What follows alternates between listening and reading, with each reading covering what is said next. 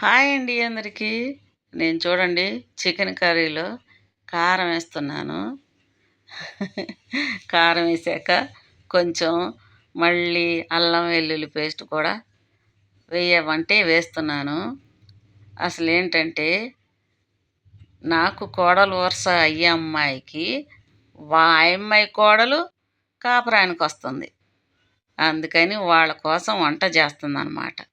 అయితే నన్ను కూడా రమ్మంది. ఆంటీ తప్పకుండా రా, నీ చేయి పడాల్సిందే అని. సరే నేను వచ్చేసరికి సగం అన్నీ వేసేసుకొని వండుతున్నారు కూడా. సరేలే అని చెప్పి ఉప్పు సరిపోయిందో లేదో, కారం సరిపోయిందో లేదో అని చెప్పి చూడమంటే సరేనని చూసి కొంచెం కారం, కొంచెం అల్లం వెల్లుల్లి పేస్ట్ వేశాను. తర్వాత మళ్ళీ నేను బాయని పోతుంటే మళ్ళీ ఆకులు అయ్యే కొత్తిమీర, 4 పచ్చిమిరపకాయలు, పుదీనాకు 4 అవి ముక్కలు చిన్న చిన్నవి వేసాను. వేసిన తర్వాత ఇంక అక్కడ పెట్టేసి కొంచెం గరం మసాలా ఇస్తే అది కూడా చల్లే. వాళ్ళే వండేసుకున్నారులేండి. ఇక నేను కొంచెం లాస్ట్లో ఫినిషింగ్ టచ్ అంటారు చూసారు, అది అనమాట నా పని. నేనేం కష్టపడింది ఏం లేదు. వాళ్ళు అన్నీ తరిగేసుకొని కూరగాయలు, ఉల్లిపాయలు, పచ్చిమిరపకాయలు అవన్నీ తరిగేసుకున్నారు. అయిపోయింది, నేను చేసేసాను.